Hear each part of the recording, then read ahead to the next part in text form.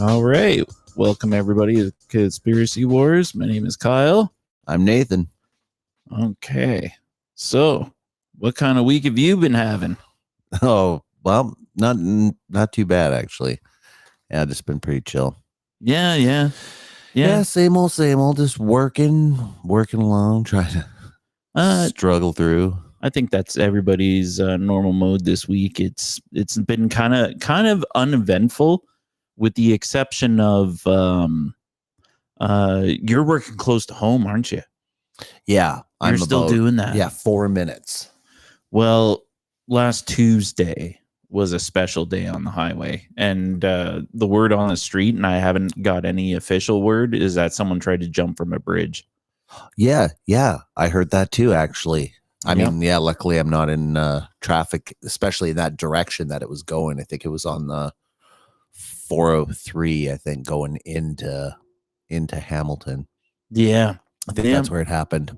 But a friend of mine was telling me that his wife was in traffic at the time, and she had heard that somebody did jump, and that's why traffic. Yeah. So somebody did, and traffic was backed up, like a whole bunch of it's just on hold. Yeah. And she just pulled off. She managed to get off at an exit and went to a friend's house and hung out there and had dinner and stuff. She said she didn't get home until like 8:30. She lived just on the other side of the bridge, so it took a while to clear up. Yeah, a lot of people. One guy in my office, it took him about 3 hours to get home, and the daycare was pissed. Oh man, yeah. I imagine how many daycares there were. Yeah. That's what they did mention on the news, was that daycares and schools were just like, geez, what do we do? Especially affected. Yeah, I mean, you can't, that's such a tight spot. Nobody's there to pick up your kid. Yeah. It's not any fault of theirs, There was word of one principal driving kids home in his car. Wow. Yeah, you're on the border there, right? You're wondering if am I doing something wrong here? Yeah, that's exactly what I was thinking, right? Yeah, the border of problematic and heroic. Yeah, I'd seen a case, or not seen a case, but I'd heard it on a podcast, like one of those True Life podcasts. But the guy in the story was working at a library. I think he was just like a librarian in training, and said that his boss was like giving off these like really creepy vibes, but he never thought anything twice of it, just like kind of just thought he was probably a bit of a weirdo in his own off time. Yeah, works in the library. And then one day this 11-year-old girl got dropped off at the library to do some like side project for school, and he was like, "Oh, let me help you out." And he sent the other guy that was there, like the other guy that was like the librarian in training. He's like, "Oh, why don't you go get those books cataloged in the basement? I need you to go get those done by 3:00 today." So send him away. And he was like, "Oh, something didn't feel right about that." So he like came upstairs after like 5 minutes. He said it was like 5 or 10 minutes basically. And he said he came back upstairs and didn't see anybody. He's like, the guy was gone and the girl was gone. And he's like, I looked on the camera, the security camera, and saw him getting into his car with the girl in the parking lot and driving away. So he called the police and explained what was going on. And they caught him like, a few blocks away or whatever, but like he was on his way. And the girl in the car said that he wanted to show her some books at his house or something like that. And that's where they were going. Fucking shit. He was right all along. Yeah. Yeah. Just the instinct. Right. But it was like one of those situations, like how long was that friggin' guy at a public library around children plotting, waiting for that move, like, oh, that'd be great one day, sometime. Yeah, time to strike. Someone will eventually drop their child off. Waiting like a snake in the grass. Yeah, like gross. Too crazy. Like I personally don't have a child, but if I did, that would be a concern, is just people that are acting like snakes in the grass, Yeah. waiting to pounce. Yeah, it'd be like a special kind of shark that like just goes after something related to you, you know? Yeah. You walk by all fine, but then I go by because I've got kids and the shark is just like following you along, you know? Yeah, precious commodity. Like not only if I lose everything, a child like has the potential to help me out when I'm like bring me back. You know, say I like do something crazy in midlife and they're already like off to college and like risk everything. Like shit, we're destitute. Gonna have to move in with the kid. You know, like don't worry, I'll Last help you out, resort. Dad. Phew, Yeah. thank God I had a kid. The kid. Yeah. Well, I mean, for us, it is. I mean, that's probably it for everyone, but it's funny how in like other societies, they treat it differently, right? Oh, Like, kids are expendable in other societies. well, they are and they aren't. Like in China, that is literally your retirement program. Like Yeah. they don't have like government retirement programs. You have children, and the point is that the children are supposed to someday you're supposed to move in with your children, Yeah. and then they're supposed to help take care of you while you take care of their children and help them kind of like take the pressure off of them. Yeah. And it's a mutual kind of thing, but it's expected that like, oh, someday, when you're doing well with your husband, your mother and I will move in with you, and we'll sell our home, give you all our money, and you guys will prosper, and then we'll live with you until we die, and that's the cycle. Yeah. We'll have generations that leapfrog all the way into the future. Yeah, well, I mean, so as far as I understand it, in China you don't get to own property. It's all owned by the government. Oh, yeah. Yeah. So when you buy a condo or a apartment or whatever, it's a 99-year lease. And then I would imagine you like that's yours, right? So you bought it, say, for like 100,000 yen. Is it yen? No, yeah, maybe it is. I can't remember yen, but yeah. So it would be like whatever 100,000, and then they get to pass it down to their kid, because it's their place. So they've got it for the 99 years, unless something comes up, every once in a while, the government's like, oh, we got to, we're putting in a fucking train station here. And then they like just take people's homes, Well, they can do that here. Yeah, they did. It's just a little easier there, right? Here, they kind of have to give you like a fair market value, I think, where they still end up screwing you, but like, Yeah. it's still like somewhat reasonable. Whereas there, I think they just kind of give you something, but it's not necessarily what your home is worth, It kind of sounds like you're saying the same thing, but just in different places. Yeah, you'd have to see a case by case basis, but I wouldn't be surprised if we get that screwed too. Yeah, at least in the China scenario, it kind of sounds like, fuck, I got to move out of my house because they're going to put a road here, but it's governmental, so like they're going to show me another one. Mm-hmm. Like, we're moving you out of there, but we have here.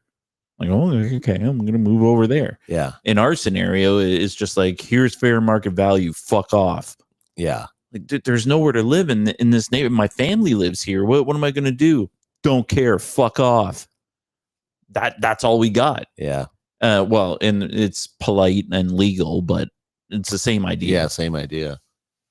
Yeah, that's what I feel like a lot of people don't pay attention to. Like there could be somebody that says a lot of like really like fluffy words that make them sound smart. Like, yo, did you just tell me to go fuck myself? No, I didn't say that. I said blah blah blah blah blah. Like, no, I know what you're saying, and you're trying to tell me to go fuck myself and think it because you said it in a different way, it has to be received different. Right. Yeah, and I think that's our legal system and so on and so forth. Yeah, that's like somebody with a degree basically just saying it in so many fancy words. Yeah, but it's plain as day that like we don't have too much of a choice. We're just as bad as everywhere else. With the only thing that really separates that is patriotism. Yeah, I think you're right. We have a pause. Something going on in the recording. Yeah. Is that X or?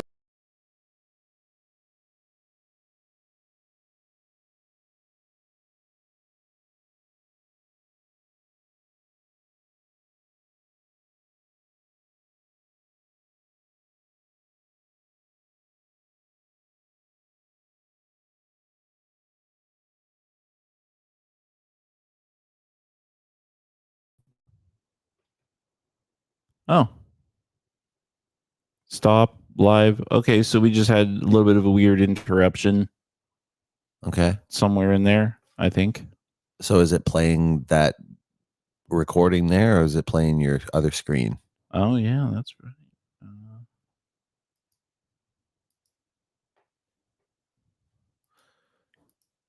This is the most boring radio ever. Yeah. All right. All right. Back on track. Technical difficulties. Yeah. Seeing as no one was listening on X, now we can cut this port out and put it on. You know, when you put it on. Yeah. Flip it over. Yeah. We'll just make sure we cut this out. Mm. No one's ever gonna hear it. So yeah. Well, there's actually there. Get rid of the whatever. Anyways. Yeah, so law of the system, that kind of stuff. Just today, someone was gunned down at the airport. Where, in Toronto? Mm-hmm. Really? I didn't hear about that. Wow. At the departures gate. Wow. Yeah. So whatever happened, he was in some kind of mental distress. Okay.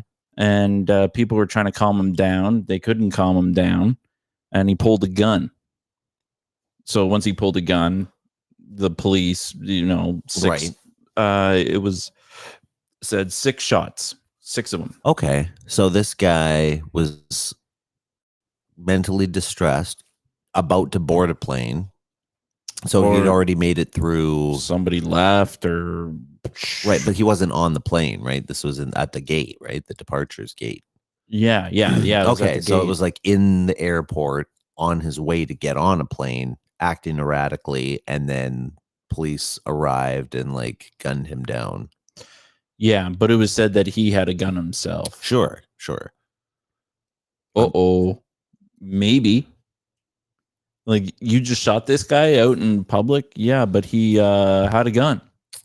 Yeah, I'm sure he had something that they at least thought was a gun, right? Yeah.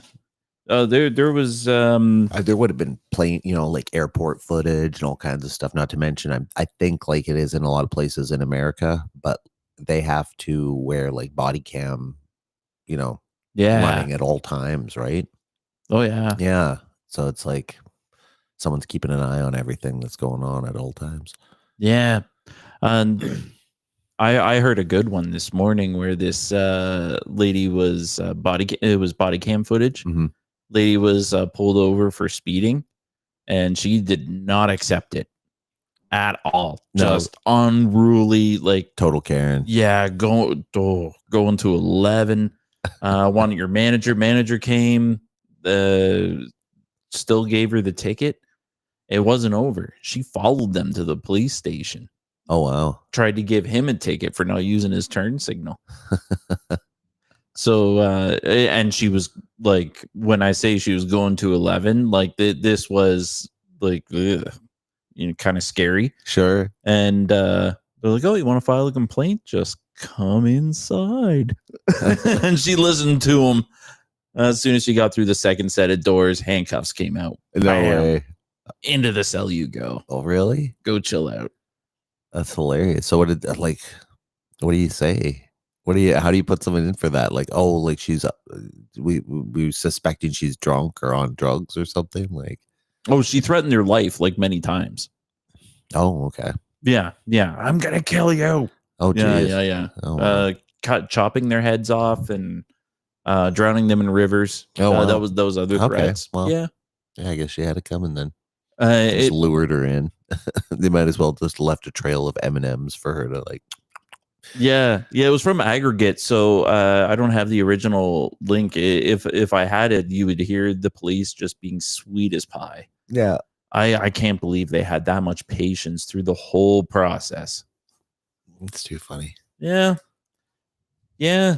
So I've been hearing your favorite news lady being mentioned. Candace Owens is starting to flip on Trump. Yeah. A lot of people are starting to flip on Trump. That other news team that I listened to there, Redacted, they're like a husband and wife couple, right? That do the news.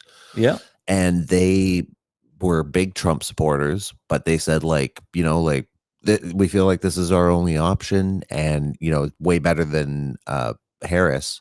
Right. So they were like, we hope that he can get in there and do the things that he's promising to do. And then once he got in there, they're like, yeah, so far we're not impressed with the way things are going. And then every time it's like, okay, well, Trump seems like he's really dropping the ball on this. And yeah, like they've been really like calling him out, and RFK too. Everyone was like really hot on RFK doing stuff. Yeah. And like he is the same boat, and everybody is seems to be really floating around protecting Israel. Like that's what the big push is, man. Like Jordan Peterson, fucking every person that's in the spotlight right now is like, yeah, and that's what I think Candace is starting to push back on. Like, why is it that like such of a hot button issue where if you so much as peep anything anti-Israel, you're gonna be hung from the tall, like they're gonna jump all over you. They're coming for you. Yeah. Anyone that talks any kind of possible, not even smack. It's not even smack people are talking. People like in Candace's case, she just keeps saying, I don't feel that this is proper. The amount of death that is being put on women and children is completely irresponsible and unacceptable. Right. And so she's like, I don't think that that's holy or should be going on, and we shouldn't be supporting it. Yeah. And so when they say that, then people are like, well, you're being anti-Semitic now. And she's like, well, how can that be? But yeah, that's the hole that they're pegging her in, because she's saying that she thinks that they shouldn't be bombing these kids and it's an atrocity. And they're saying, no, an atrocity was what happened on October 7th. Sure. But this is a necessary evil. I heard this like rabbi talking to her that she had on her old podcast where she was on the Daily Wire, with Ben Shapiro, I think. Yeah. I think he runs that network. He's a part owner or something, and he had hired her, and so she had her own, podcast on their network. And she was talking with this rabbi, and it was a debate because the guy had claimed that she was completely anti-Semitic. And so she wanted him on there to explain. She's like, I've never said anything that I think is anti-Semitic, so I'd like you to explain. And so they went through point by point, and he kept like trying to twist it around to make it seem like she was like being anti-Semitic by saying that, anything that was bad against Israel, like, oh, I think that they're, being really irresponsible. Maybe they're sneaky in some places. They're lying about certain things. And anytime that, it's like, oh, well, that's just being completely, a conspiracy theorist and, anti-Semitic. Yeah. And that, like, I want to push back against that. Like, they're the race that can do no wrong. Or not the race. I'm sorry. They're not a race of people. They're just a group of people, let's say. Wow, so I'm not pigeonholing them in any way, shape, or form. It's it's kind of a tricky kind of situation, because like there is a race of Jews, but then it's also a religion. Well, it's both. That's the thing, right? So the race is, the people that were from the Bible that were originally there, right? But the religion itself is, people can convert to Judaism, right? I mean, Oh yeah. you can be born a Jew, and then that's through, I think, your mother's line or something like that. But you when you convert, it's just different. I don't know. I guess you couldn't carry the line, really. I don't Yeah. think. I really don't know how that would work. If you were to, like, say you converted and then you met another woman who converted, would that count? If you both had Yeah. kids and you kept it going and you're like, oh yeah, like, yeah, we're Jewish, but you both weren't racially Jewish, or either one of you wasn't, because usually one is at least racially Jewish, I think, right? They have a name for it, I think, because isn't there Anunnaki Jew? Yeah. And they call them that because Ashkenazi, I think. Ashkenazi, that's it. Yeah. Because they're Russian Jew. Russian Tsar Khazars or something. Like, yeah, but it's, yeah. Forgive me for not knowing exact, but like it's something along those lines. They put a name on the people just so they denote, yeah, Yes. you're different. Yes. And that some people have said that that's actually like in the Jewish world, I guess, that some people are considered less Jewish than others, you know what I mean? And therefore more expendable when it came to, like, oh, if we had to fight a war, we would put these people first, who are the, like, maybe not so holy Jews, whereas the other ones would stay behind. Yeah. Same way, I mean, like, I think in Israel, the a lot of the Orthodox, is the more extreme people that are involved in the government, but they don't have to fight in the army. Like, like everybody Right. has to do compulsory army service for 2 years, I think. So Yeah. once you become 21 or something, you have to serve for 2 years in the army. But if there's a religious exemption, like if you're like studying to be a rabbi or something like that. Yeah. Right. So like if there's a whole bunch of people who are rabbis and whatever, then they've never fought in the army units, and they don't have to have any training or any, like, worry of being sent out to a war if there was one, such as now, right? Which is a bunch of people going out and fighting, but all the really extremist people, they don't have to go out, and neither do their children, right? Yeah, Cambodia did the same thing, at least during my wife's uncle's time. We're talking like 60s, 70s, around then. And when you became of age, you had a choice of military or religious service. You a monk, Buddhist monk. So that uncle chose monk. Monk. Yep. Shaolin. Yeah, no fighting. And if they do fight, it would be Muay Thai. Some of them did no fighting, but not a lot of them. Yeah. They were trained in Muay Thai. That's a good one. So the Jewish people will do that. Yeah, they've got Krav Maga, right? I think. Yeah, I've had some people snicker at that that style of fighting. But that the one where you like crawl, like, let me crawl down on my back and you can beat your doom? No. I was explained it's a lot of like pounding fists, just like anything that works, getting close and just like use your entire force to like pound them into the ground. Okay. Yeah. But like, there's no finesse to it. It's just very ugly. Right. Yeah. Is that what Batman used in Batman Begins? Quite possibly. Yeah. I seem to recall them talking about, like, they were kind of like basing his style on some dirty kind of looking martial arts. They were like, oh, it's like based off this martial arts that like doesn't look really good, but it's very functional and like brutish. And I wonder if that was it. Quite possibly. Like that's the one. And you know what? Honestly, like even if anybody wants to like shit on it, it's effective. the Israeli army is a very serious fucking army. Yeah. Even before they were doing this, like they were known. Well, they consider themselves to be the greatest army in the world. They're up there. Yeah. The greatest, I don't want to find out. Nobody wants to find out who the greatest army is, truthfully. The only way to find out is to like have at it. And that's what war games are for. Yeah. You test, you could be like, okay, we'll shoot our battleship against yours and see who can shoot it farthest, who's more accurate, you know, like all that kind of stuff. And like hold like friendly competitions with your equipment. Yeah. Yeah. Yeah. But whatever fighting style they use, it works. It's effective.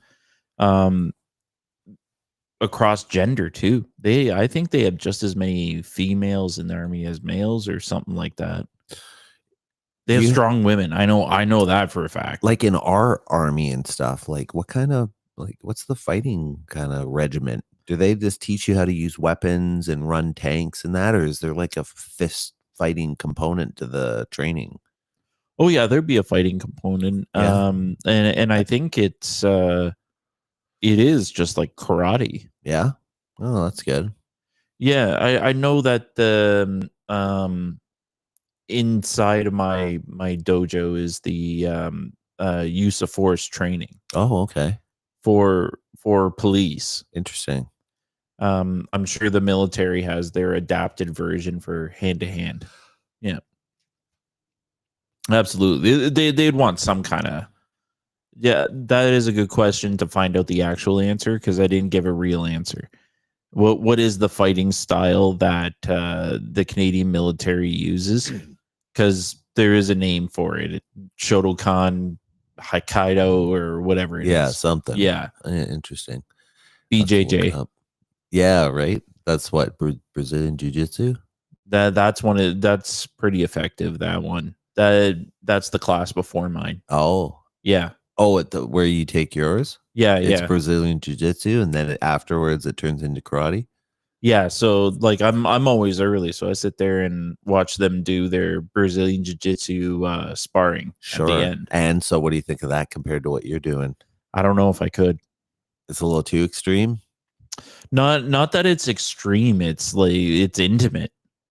You know, like you got to be grabbing people's arms and let your legs wrapped around their necks and. Yeah, and just like act like it's normal, right?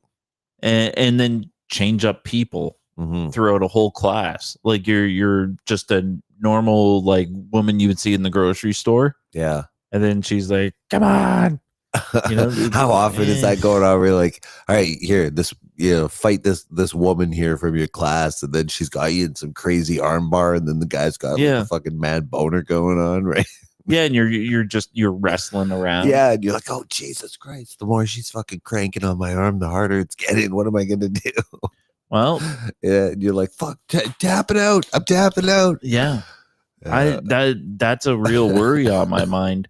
But there's even teenage kids in there. Maybe there's just once you're in it, it shuts off. Like you got to do it to understand. Yeah, I get that. I'll stick with karate where it's like more like on your feet and yes, you're doing like strikes and patterns and stuff, right? They do teach some close combat because like facts are if you get into a fight, both of you are gonna grab each other's shirts and then straight to the ground. That's how like every fight goes. Yeah, right. Hopefully you're wearing that Komodo or whatever they got you, or the gi. Yeah, because otherwise none of that'll work. When they're like, okay, he grabs your gi like this, and then you do a flip on him. Well, because we do that kind of learning, the gi has got to be like some kind of I don't even know how they measure it, but it's thick. Like I can when I'm taking it out of the laundry, I can put it on the ground and it stands straight up without like moving. Really? Yeah. Oh wow. Yeah, it's like a canvas, like a thick canvas. That's just a little bit soft. That's intense. You got to wear a shirt underneath, that's for sure. Oh really? Yeah. Or it'll like just like sandpaper you. Sandpaper. Oh yeah. I never thought of that. I thought people always just wear their skin under there, like. When you ever watch movies where guys are wearing them and stuff, it's just like, no shirt and then just an open gi and big hairy chest, like so either that gi is soft or they're conditioned. right. By just wearing it all the time, then it like your skin's used to it. Yeah, the guy I go with, who's a bit older than me, he doesn't wear a shirt underneath, but he's been doing it his whole life. Right. So he's conditioned. I tried it once and it hacked apart my nipples something fierce. I was walking over to the shower and like the dead skin was peeling and the wife like saw it and pulled it off. Oh, no. Never again. Never again. Learn my lesson. I'll wear tank tops. Because goddamn, dude, it gets hot because it's that thick. Yeah. But they want it to last for a little while you're throwing each other around so it doesn't rip. Mm-hmm. Yeah. That makes sense. Yeah. Yeah. So I wanted to mention that I had to sell a Palantir stock. Okay. So I heard beginning rumblings that they're the big evil tech company in the US. Right. That's the one to watch for. Watch for Palantir. They're evil. I'm like, okay, well, if they're so evil, let me buy a stock. Yeah. I did. And I'm like, holy shit, it's going up. It's doing really well. Yeah. Oh, look at that. And then I found out that they're the tech behind helping ICE identify who needs to go to the El Salvador prison. Yes. Yeah. Couldn't. Yeah. That when I found that out, that I sold it immediately. Really? Oh wow. I can't. I know, like, it's just like, well, there's gonna be some evil, might as well capitalize on it. I can't. I tried. I couldn't. I can't be that. I can't be that. That's why That's why I like ETFs, because they're just like general. It's just like technology. Yeah. Finance. It's not telling you where. Technology. Then it just makes me sad because the graph is just a straight shot up. Yeah. It's making money hand over fist by really fucking shit up in the state. Yeah. Yeah. That was a big, like, wow. I feel dirty. That's gross. Blood money. Yeah. I'm seeing a company like make money in real time from just tearing apart families. Throwing them in it. Like, what? How are they making money by throwing them in prison? Mm-hmm. Is there a bounty on each person? Probably. Yeah.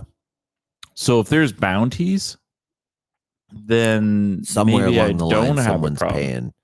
Like here, like in America, like they get paid a certain amount.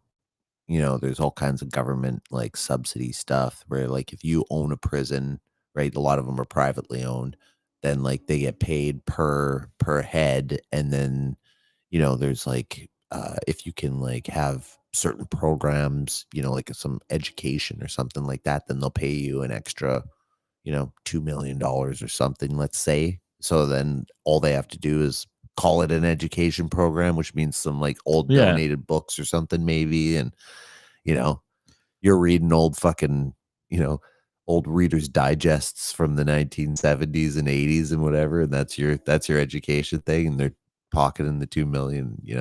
Yeah. So what do you think? Do you think that they're actually nabbing bad guys? Like, there's been talk that they're deporting just anybody willy-nilly, right? And there's been a few like, yo, that guy doesn't have his card yet, but he's good people. Right. Why did you deport him? Oh, he has a tattoo that's gang affiliation and it had nothing to do with it. That was one of the stories I heard. Yeah, it didn't have anything to do with it. I think what he did have to do with was posting online that he was in support of Palestine. Really? Yeah.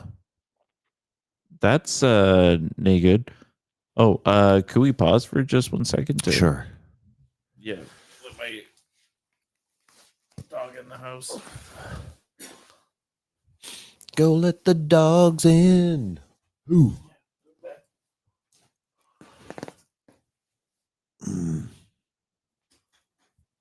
But yeah, so that guy,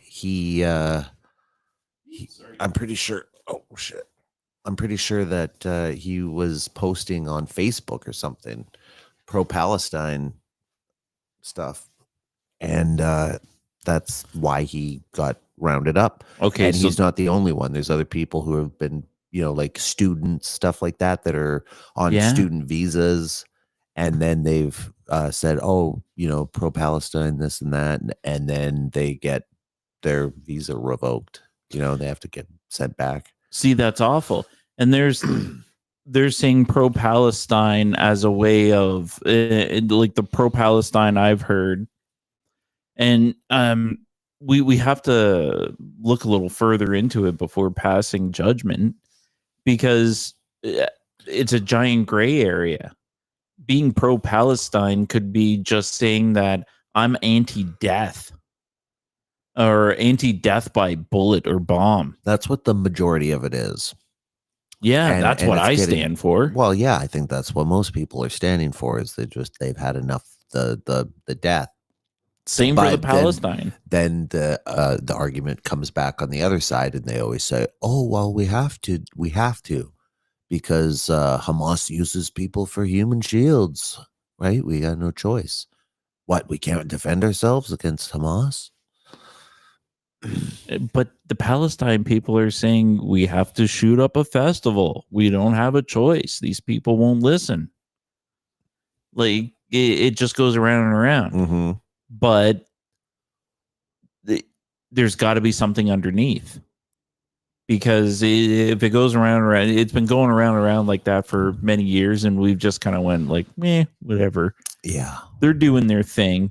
Well, yeah, it's like the ultimate conspiracy, because there's so many angles of it. I mean, it goes back. It's the furthest back story that we have, basically. I mean, what further back history do we have besides, like, maybe the story of Gilgamesh, or the stories we have of ancient Greece and stuff? But there's a little bit of actual, like, history for some of the early Bible, characters, right? Like the pharaohs and stuff like that. Yeah, that were living at that time. I still say that because there's so much conflict and death, that the UN takes over that part of the world, and it's our religion theme park. That's my hell. Vatican, sorry, dude. We're gonna snap you off and then float you over. Yeah, you've had your time in the sun. You've had your time in the sun. Well, your time in the sun is gonna shine a little brighter, because we're gonna move you a little over to the east, right? Over to Jerusalem, where there's gonna be Mecca. There's gonna be King Solomon's temple. There's gonna be the Vatican. There's gonna be a big Buddhist temple. All of them. Yeah. And you know what they do there? They all fucking get along, because that's rule number one of all of them. Well, yeah. See, that'd be ideal, but the tricky part of that is that they've kind of baked that into the ultimate equation of the end times. Well, is like, part of it is that all religions become one kind of thing, right? So if there was any kind of meshing of all religions into one, then the extreme religious people on all sides, like the extremists, would be like, this is the sign of the end times, right? This is the whore of Babylon coming to ride the seven-headed serpent. Yeah, or it's the sign of these times, and the ushering in of a new one. And you don't know that they would fire at me that, well, it's written in scripture. You don't know that it could be seen as, death and rebirth of the same way somebody changes style in between seasons. We could be a new thing later. Mm-hmm. That could be the end time. It could be light. You don't have to go to 11 just because you think it makes sense. Well, since we're on that topic, yes, please. I wanted to bring up this what I consider probably the most significant UFO sighting in human history. Maybe not the greatest proof. Oh, I mean, if it's real, then it's the greatest proof, probably. But other than that, we will, we'd have to compare it against some other amazing clips that there are. Okay, so have you ever heard of the Dome of the Rock UFO sighting? Oh, yeah, where it like zips off. Yeah, it was a UFO that was filmed. This event was filmed. I forget what the was going on at the time. It was some sort of, feast of trumpets or something like that going on, and there was tons of people there, and there's spotlights all pointing at the dome, and a UFO was like spotted, like a really bright star, basically right above the Dome of the Rock. Directly above, and then it like shot down, I think, really fast, or like went down really slow. I can't remember. I think maybe it was slow, but anyways, it went straight line, and it hovered probably what looked like 20 feet above the dome and just sat there. And then while everyone was watching, it shot off straight up at like light speed. Yep. And it was filmed from 4 different angles simultaneously. That's what makes it so awesome. So awesome. But it's supposedly fake, right? They're saying it's fake. Some clever people faked all 4 angles. Okay, well, how I would fake all 4 angles is I would just get video, like all 4 videos. It's got to be there. If they got some kind of event and somebody's gonna film, and then just like, yo, film out on this thing, you gather all 4, overlay the UFO on each one. Mm-hmm. Bob's your uncle. Well, you want to have a look at this? Always. See what it looks like. All right. We're gonna have to figure out how I can bring this up on your screen sometime. All right. Gonna skip this commercial. Okay, here we go. Yeah, there is a way. This is the first video clip. So you can see it's like a far away wide shot, and people are like pointing at the light, like, what's going on? It's slowly going down to the dome in a straight line. These people are like obviously like, well, and you can see how close it is, right? And then there's a flash. Watch. It's like hovering there for a minute. Everyone's taking pictures, and that's the other thing too. Like, where's all these fucking pictures? Come on, where is it? It's just hovering. Wow, it really fucking stood there for a long time. Yeah. There. Whoa. Did you see it? Wow, hey. Crazy. No. So that was okay. Just that is like, oh, it's crazy. People are talking about it. Then here's another angle. With like some younger kids watching it.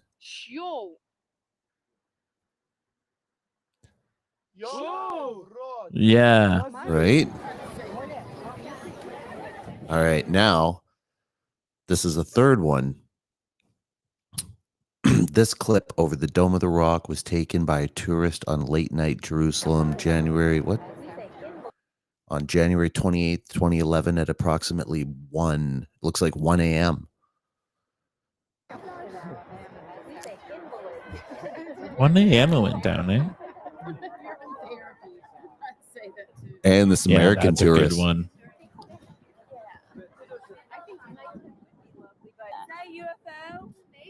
Holy shit.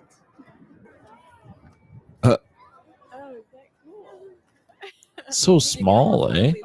They're like drunk. We've seen them in Mississippi like this, but never like Wow. Listen to these American. But still, the way that looks, it's so. And watch this bright. Watch. Oh, it didn't even do the flash. Interesting. Wow.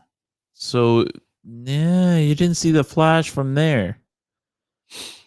The reaction was like spot on, though. If Yeah. you're gonna have any background, Prophet Muhammad ascended to heaven, built on top of a site Oh, this is a news ago. clip. An American woman takes it all in her Oh, stride. there it is. yeah. We've seen them in Mississippi like this, but never. We seen him like in this. Mississippi. Now, what that looks like, Like it's an orb, right? Like it's Easily dismissed as a hoax until you see this. The same event, or so it seems, filmed from a different angle by someone else. The glowing ball of light dropping until it hangs just over the dome of the rock. These spectators a little more impressed. Whoa! yeah, yeah. yeah. So Like try and explain that one, right? When people are always like, "Oh, the Tic Tac video and this and that." Like, you but know, what would you like? Just kind of figure in there and eyeballing that ball of light. If you had to stand in front of it, how big would you say it is? the size of like a Regular, bicycle. yeah, regular adult bicycle. Sure. Because we're in a garage. Yeah. But yeah, about the size of a regular. It's not doesn't look big at all. No, But because it- I'm looking at it in relation to the size of the dome of the rock, right? And it looked like, you know, a basketball sitting over top of that, right? But But it had a little bit of movement, like candle flame. yeah, flicker. Yeah. Yeah, yeah, it moved weird. Yeah. So I definitely love that one. Hmm. It's always got me because, like, you know, I'm always looking for that, you know, that undeniable footage, right? And I used to have some different clips that I'd come along in the past, but it would seem that they were fake. Okay. Yeah.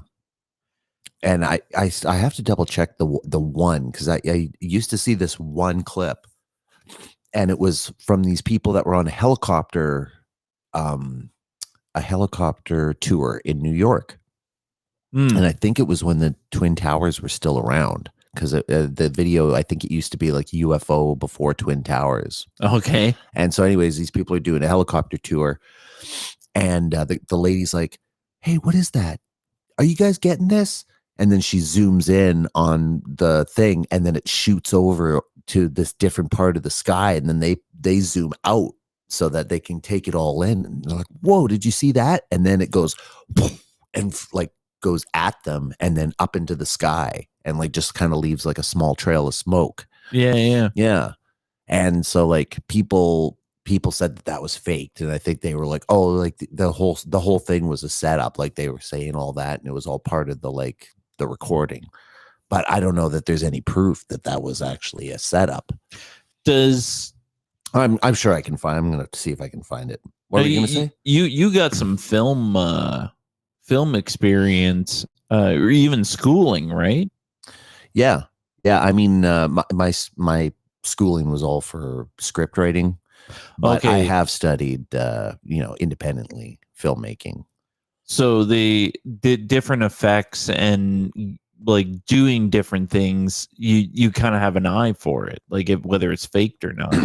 Yeah. And I mean, to me, the biggest thing of this was that I didn't think it was fake because they're in a fucking helicopter, around New York. There's no faking that. Yeah. The only thing would be, okay, we're going up there and we're going to pretend that there's a UFO, and then we're going to just add it in post production, and that'll be our thing.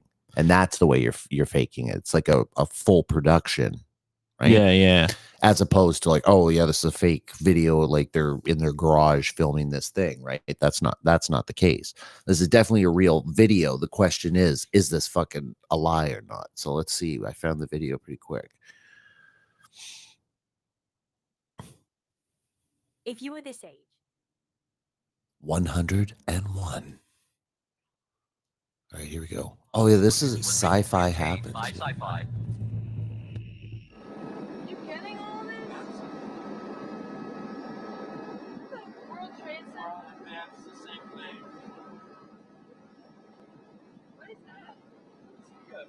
Whoa. Whoa. Cool. Oh. Get the whole story at sci-fi.com. Wow. Yeah. That's cool. So- That one's so much better than that other one where students were playing hooky, Right. and they were just like drinking beers and just like, oh, we should be in class, but look, we're having a party, man. Just like regular year 2000 kind of thing. Right. And the one girl looks out the window and screams because it's 9/11. It was such like a perfect like movie. Like Shane Gillis had talked about that, and it was such like a perfect movie moment where she looks out and goes, ah. It was like, what's going on? 9/11. Right. Oh, Well- man. Well placed scream. That's like those like you'd see those like clips of like somebody where it's like a kid and his mom, and then in the background there was like a plane like right on its way. Yeah. Because they used to be able to take pictures. Like I think a friend of mine actually has a picture of him and his mom on one of the Twin Towers in 1999 or 1998. Yeah. He went to a trip to New York with his family there, and they went on those Twin Towers, man, and fucking got a picture and everything. Yeah. And like 4 years later, that happened. And I remember we were talking about that. He was like, dude, I was on those fucking things like 4 years ago. And it's like, that's a long time ago. But at the same time, it could, flip of a coin, and it could have been a different time. They could have decided to do it at a different time. You could have gone on your trip at a different time. Like, could be someone else doing something. This is my year 2000 and fun. Let's go to the top of the Twin Towers. Yeah. Yeah. Man, that sucked when that happened. Like I'm doing all these lighthearted kind of jokes because that fucking I'm anti-death. Fuck those guys. Yeah. That's, we could come back to that, but like in the realm of 9/11 conspiracy, the main theory is that it was the Israeli Secret Service who are the ones that carried out the attack. Really? Yeah. Well, I got a bit of a conspiracy here I wanted to share. Okay. Has to do with Facebook. Let's say. Thanks very much, Mr. Chairman. Nice. In order to operate in China, the Communist Party requires American companies to register with authorities and host servers. Just let me inside know the when you country. want to pause. And, I think it's pretty well known that Chinese law requires that security services are allowed access to any data hosted within the country. Did any of Facebook's security team or its engineers raise concerns to management about Americans' private information being exposed to Chinese spying? Yes, Senator, they did. How did they do that? They documented their concern in a number of ways. They noted that this would happen, that the Chinese would get access to the data, and they also noted their concern in other discussions and other documentation, saying, my red line as a security engineer is to not be comfortable with this, but my red line is not Mark Zuckerberg's red line. Maybe you can explain what you mean by that. The engineer was saying that they were not comfortable with the way the China project was structured that would allow the Chinese Communist Party to potentially access American citizens' data. But in saying that, they noted that, that's a red line for me as a security engineer. That's not Mark Zuckerberg's red line. Did you sense he had any red line? I did not. If he did, you don't know what it was. I don't. If you have more information related to these spying risks, would you be willing to share it with the committee? I would, Senator. And Mark Zuckerberg was knowledgeable about the planning. And do you know whether he was knowledgeable about the risks as well?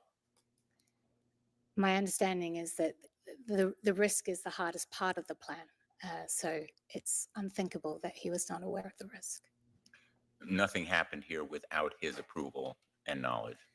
This was a project unlike any other project I worked on during my time at Meta, in that it was so centrally led by Mark Zuckerberg, and he was so personally invested in this project. He learnt Mandarin. He traveled to China more than any other country. He had weekly Mandarin sessions with employees. His wife's Chinese, right? This was, Yep.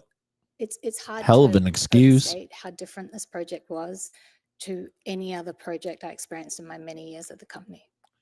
So there would be no credibility to his denying that he knew about the risks, he knew about the concerns raised by his engineers and his China team, and he was intimately involved in not only the planning and the engineering, but also in taking those risks. Senator, he was traveling to Beijing. In the documents submitted to the subcommittee, Facebook appears to have been willing to provide the data of users in Hong Kong to the Chinese government at a time when pro-democracy protesters were opposing Beijing's crackdown. Motherfuck, eh? Is that impression correct? And how did Facebook treat Taiwan or Hong Kong? So that impression is correct. One of the more surprising things is that as part of the censorship tool that was developed, there were virality counters. So anytime a piece of content got over 10,000 views, that would automatically trigger it being reviewed by what they called the chief editor. And what was particularly surprising is that the virality counters were not just installed, but activated in Hong Kong and also in Taiwan. Let me ask you, Okay, so I'm gonna pause right there just to digest like what was even said so far. Right. Zuckerberg is going to China, sells China Facebook, and during 2019 or 1819, when the Hong Kong protests were going on, he gave the Chinese government away. If anything went over a certain amount of hits, Right. you're going to know about it. Here it is right here for you to read. And then you can choose for it to pass or get deleted. Yeah, he looks like such a like that fucking nerdy kid who gets caught lying. I really didn't want to do it. Okay, China was really putting some pressure on, and I like free speech, but they really wanted us to do it, and if we didn't, they were going to do it anyway. So we just helped them, and that way we could control it, even though they did it. But this lady is coming out and saying that they are 100% selling data to China, like 100% traitorous behavior from the guy who sat in the front row where the reserved for family for the president's inauguration. Like, everyone knows they're selling data, right? They all sell data, but they're deporting people to El Salvador. Shouldn't Zuckerberg go there too? Right? You should probably go to China. Well, that's an escape plan, is it not? Yeah, probably. He could rule with an iron fist. Rule? I don't think he's looking to rule over there. If I you think learn Chinese, oh my God, they put like white people on TV that if you know how to speak Chinese, they'll put you on TV, and you can be on like national TV because they like showing off like national people who can speak Chinese. Really? Oh yeah. There's all Oh, kinds of people, like you can see clips of them who are like, I forget what they call them. There's a name for them. It's kind of like how they call Xi Jinping Winnie the Pooh. okay. Yeah, it's like they call them like white ducks or something like that. Oh, It's okay. like Yeah, white yeah. people who like are talking like Chinese people, but have no idea what they're talking about, and they sit down and they just spew the government propaganda stuff. And there's tons of channels of like these influencer guys too who like don't even speak Chinese, but they're just like getting paid basically by the CCP to come over and be like, look how nice and clean it is here, and like I got on their train and it was so awesome. I just paid with my phone and like I didn't have to like wait in line. And then they like go to the doctor and they're like, I just got all my stuff done right now. I just got a blood test. I did all this stuff and it cost me only 5 yuan. I think I can do it. I think I can do it. Do what? Maybe I'll go over there to film a commercial. Oh. Ni hao. Yeah, you could just look really nervous and look into the camera and say that. Yeah. Ni hao. Yeah, yeah. Oh, what will I have to do? Like step down some steps at a doctor and like look at a brochure and then like nod, smile, and give thumbs up to the camera. And then just say some Chinese. Xing Chao. Yeah. Yeah. Yep. Yeah. Yeah. I might be able to do it. I might be able to pull it off and get a free vacation out of it. Yeah, you definitely could. I've been toying with the idea of going on the show Survivor. Oh yeah? Yeah. That's funny. Yeah. Well, all you do is just submit a tape and then see what happens after. Womp womp wow. Yes. See how far I get on the My show. name's Jimmy and I'm applying for Survivor. Yeah. Womp womp wow. I think I'd be great because I'm saucy in the sack.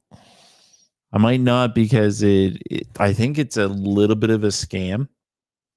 Well, I don't mean to say scam. Well, I mean, it's kind of a setup, right? I mean, you're there, mosquitoes, you're slapping around, they're filming you and you're like trying to cook your like, crab or whatever you've caught on your island. And you're like, oh man. Meanwhile, on the other side of the dune, apparently they're like fucking having a barbecue and like, the fucking cat, the crew.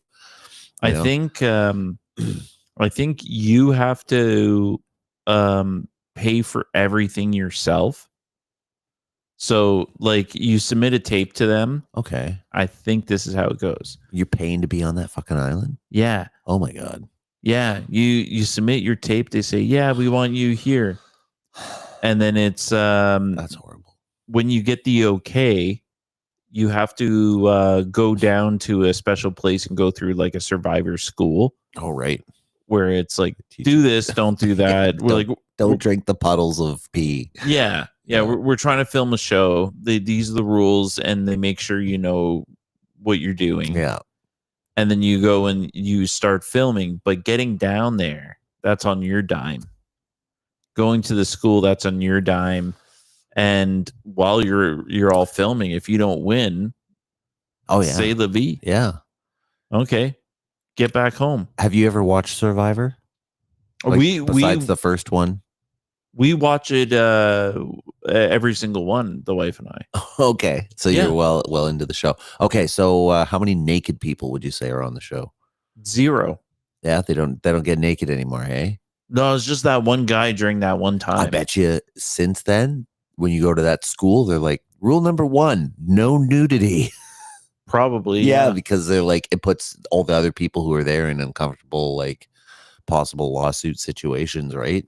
Yeah. Like, yeah, this guy's dong flopping around in your face the whole time while you're trying to light a fire and stuff, like. No, I do like the show. It's good as it's a social experiment and maybe they say stuff like that, but it is good to see how a workplace would be if you end up in the same place like all those people, How are you gonna make friends? So what's the secret to winning that show? Being friendly. Yeah. Somehow being the person that everybody likes for no reason. Okay. Or just getting through somehow. One lady that was from Niagara Falls, she got through because she was like small and unassuming, and like they had this thing where people had to go to an separate island if you like lost a challenge or something. Okay. Or got voted to it. And everyone's like, you go. And then they were doing all their thing, and she's sitting like on the sidelines by herself through almost the whole game. Popped out of nowhere at the end. Hey, like, who are you? Like, you guys been fucking ragging on me this whole time, like sending me off to the island. Here I am. I'm back. And they're like, fuck. Didn't know you existed. Then she won the game. Wow. Yeah. Yeah. She was jumping up and down because she was saying, hey, in my country, this is a lot of money. How much was it?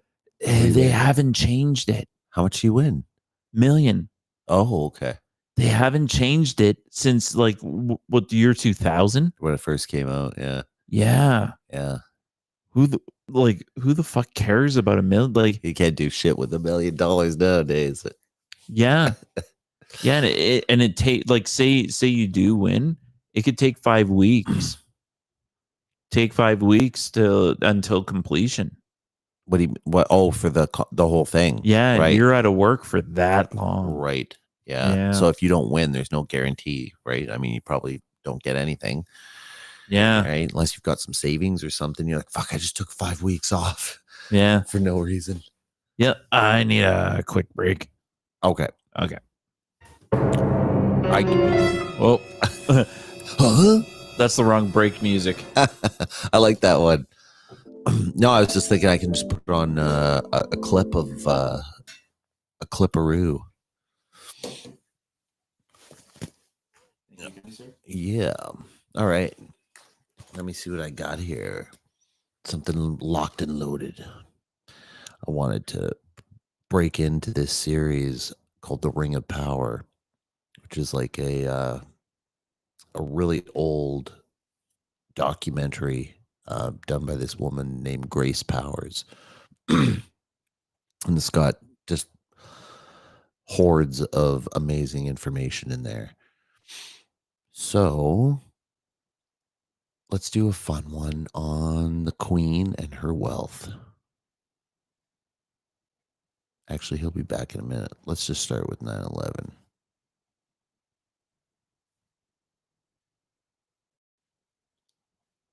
Knowing in advance that the stocks and airline and insurance companies associated with the 9/11 crash would fall in value. Using that inside information, they made negative bets on the stock market called put options. Put options are bets that a certain stock will fall in value by a certain date. It's big risk gambling, unless you've got inside information that can turn your bet into a sure thing. But that's illegal if you get caught at it. Put option bets on the decline in 9/11 related airline and insurance stocks skyrocketed by a whopping 600% just before 9/11, which means that somebody knew about the attacks before they happened. Oh yeah, you Who can't exactly hear were this. the you've got Here, this inside is important. information that can turn your bet into a What did sure I miss? Okay, I'm playing part of this series I wanted to get into here for a while now. I found a bunch of these clips finally, but it's called The Ring of Power, and it's by this woman, Grace Powers. And what, do you know her? No. I love the cleverness of the name. The Ring of Power from Grace Powers. Yeah, that's her. I'm pretty sure that's her name, Grace Powers. But I never thought of that actually. That like that's possibly where she got the name. But I think that the whole thing it's based off of the Lord of the Rings. Okay. Right, The Ring of Power. Yeah. And because she like plays clips from that in here, and pretty much the Queen. I think. Oh no, it was a coin. That's what it was. I was going to say the Queen had a coin minted in her honor for her birthday at one point. And on one side was her, and then the other side was the ring from Lord of the Rings. And then it had the inscription. It said, "One ring to rule them all, one ring to bind them, one ring to, seal them and their fate, one ring to bind them, or whatever. Yeah, you know, yeah, the yeah. whole quote is, right? Yeah. But there was that, and then the queen. And then, you know, I mean, she's got like, you know, her own kind of special ring that she wears too. But anyways, so this is off 9/11, since we were talking kind of Okay. about that Yeah, a bit yeah. here.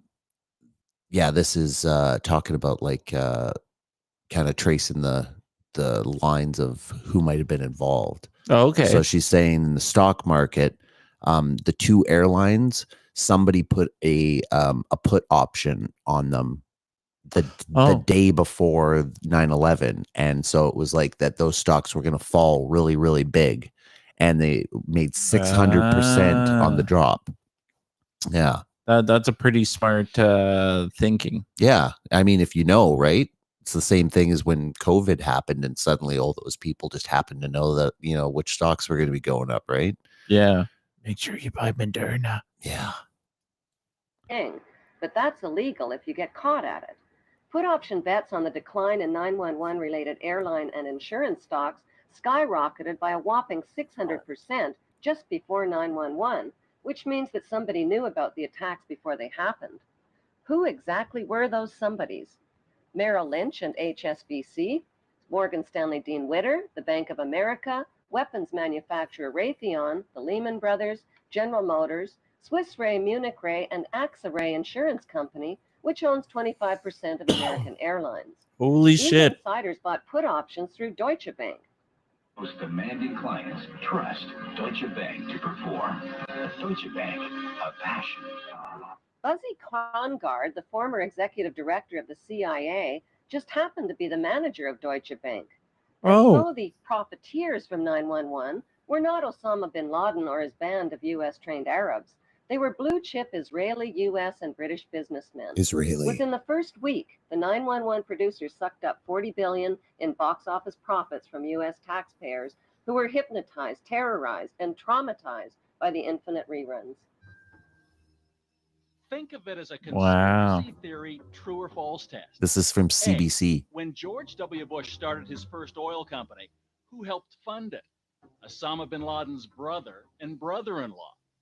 True or false? B. After a terrorist bomb at a barracks in Saudi Arabia killed 19 Americans, who got the multi-million-dollar contract to rebuild?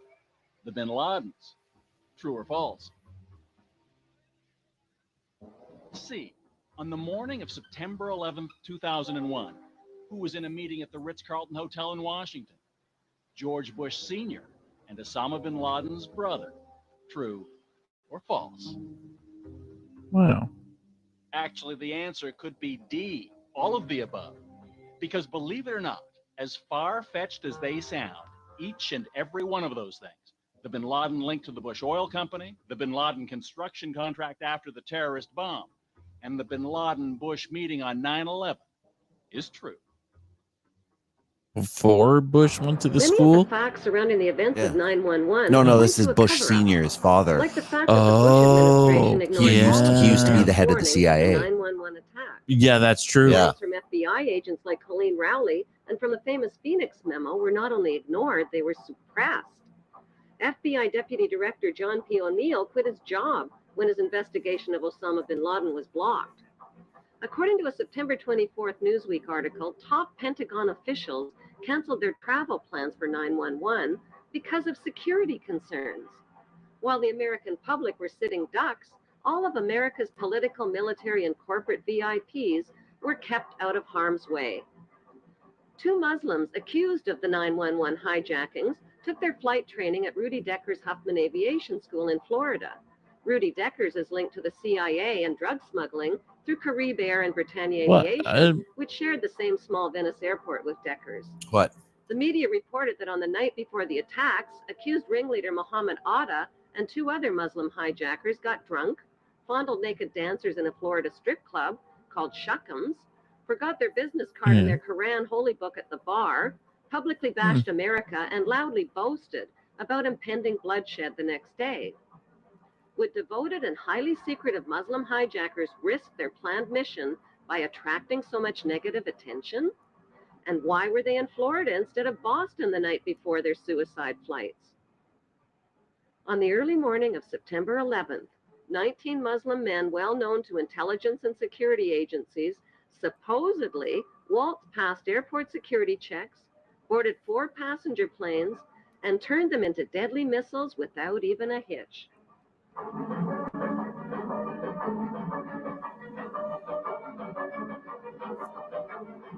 Which also, by the way, those some of those maneuvers that they flew those planes, pilots have said like you'd have to be an expert pilot to fucking pilot that plane to like direct it towards that tower from where it was going.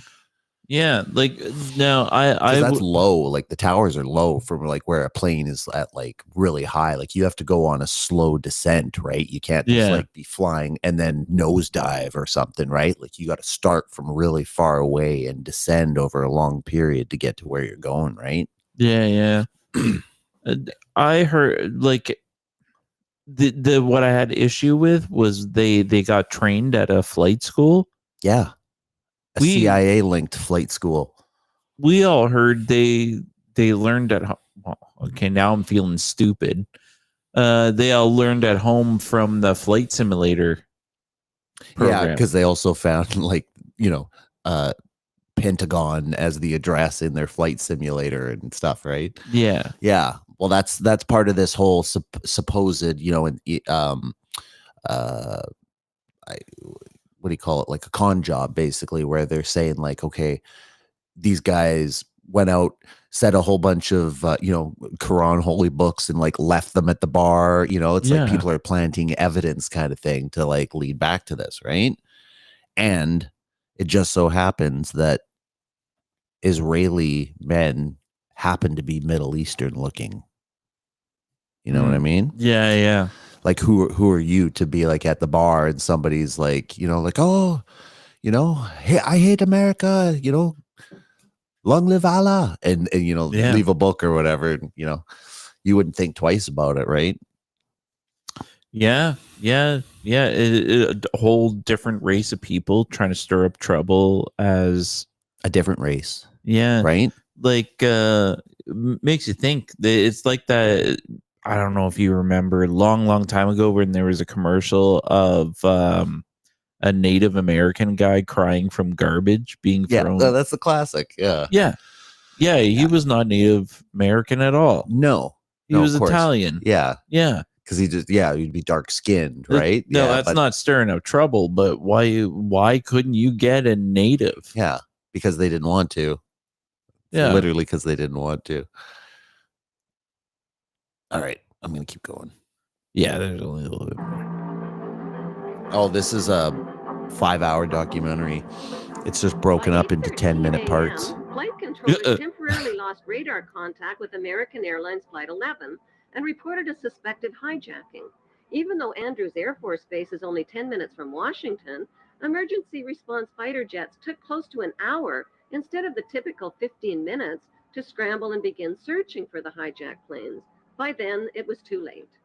President Bush already knew about the first Flight 11, which occurred at 8:46 a.m. Yeah, there he is in the school. School kids at Booker This is Elementary where he gets School. caught. Watch. It wasn't until 9:05 a.m. that he was notified that a second plane, Flight 175, had also crashed into the World Trade Center and that America was under attack. Instead of being whisked to safety in this national emergency, Bush nodded and continued chatting with the kids for another 20 minutes about a pet goat, while American citizens were burning alive and leaping to their death from the smoking towers. Wailing against the wind as they fell, almost as if they had second thoughts. That was such a That was absolutely horrifying. weird that he just sat there. Yeah, that stare. And you don't have to be a Like- conspiracy theorist to wonder exactly what President George W. Bush knew about the attack Watch this. and when he knew it. According to the official White House version, it was at this moment in a Florida classroom that Bush learned the second plane had hit the World Trade Center and that the U.S. was under attack. Right. But here's what George Bush himself said almost 3 months later when asked about September 11th. I was sitting outside the classroom waiting to go in, and I saw an airplane hit the tower of a TV. You know, the TV was obviously on, and I used to fly myself, and I said, well, there's one terrible pilot. And it said it must have been a horrible accident. but I was whisked off there. I didn't have much time to think about it. Now, wait a minute. George Bush was told about the second plane while he was inside the classroom. So you just heard him describe seeing the first plane crash on television that day. But that's impossible. No one saw the first plane crash on TV on September the 11th because the videotape of it didn't surface until the next day. At 9:55 a.m., Caught right there. President George Yeah. W. Red-handed, Bush took right? off in Air Force One He just with says, no "Oh, I escort or misspoke." That's what he protection said. from fighter jets and circled around for the next hour. Why was the president's plane airborne and unescorted for an entire hour while hijacked planes were roaming the skies? The inexperienced hijacker pilots who took only a simulated flying course reportedly flew the third hijacked plane, Flight 77, into a Top Gun 270-degree turn, bypassed the offices of the Joint Chiefs of Staff, and crashed into an insignificant part of the Pentagon that was under renovation. Emergency response Air The Force fighter Pentagon jets were one, finally airborne there's a when slow fourth motion hijacked plane of it where it looks like a missile, not a plane. Right, which has always been the theory that basically somebody like maybe from a nearby bridge or something, fired a like an RPG or something, Yeah. and like that's what she's saying here is like, it's pretty suspicious that they, went through all this trouble. They flew it in there and it just happened to hit the wing where nobody go in there. That's under construction, right? Like, Yeah, they're renovating. they're renovating that section. That's the section that gets blown up. And like, oh, thank God no one was in there, right? Like, come on. Yeah. And we're Canadians. Just stood there and went, yup. Yeah. Because I think if you were going to really be going, the way you ran into that, why not go for the White House? Right? Like, Yeah. Yeah, they go for the World Trade Center and they're renovating part of the what? the Like, random come Pentagon, on. like, nothing's happening at the Pentagon that like is coordinating everything else, right? Like they can go from any number of military bases and strike out, right? Like you want to hit power centers. And what's Yeah. more power center than the fucking White House, right? Flight 93 crashed into a field in Pennsylvania at 10:06 a.m.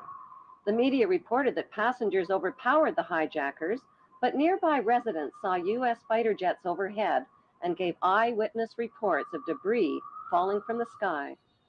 That debris was found 8 miles away, indicating that the plane had been shot down. Within hours of the 911 hijacking, So that'd be like faking that they tried to save it, right? But really, American and continues shot to it down. this day. In less than 48 hours, the names and mugshots of 19 accused Muslims were flashed across TV screens.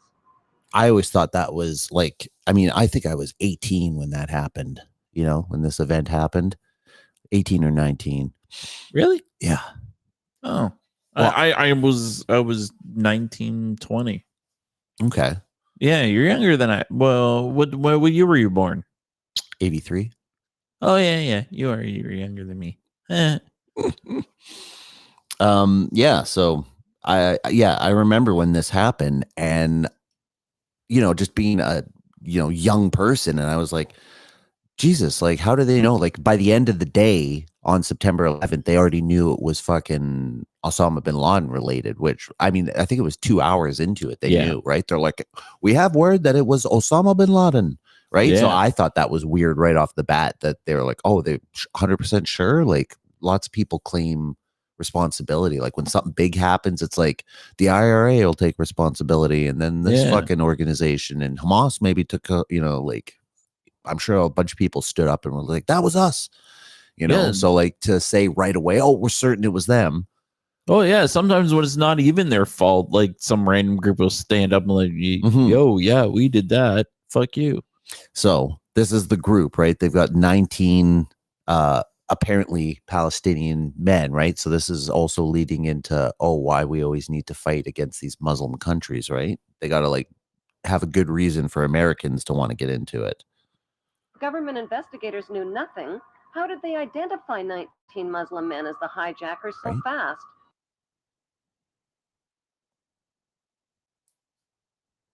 Government investigators knew nothing.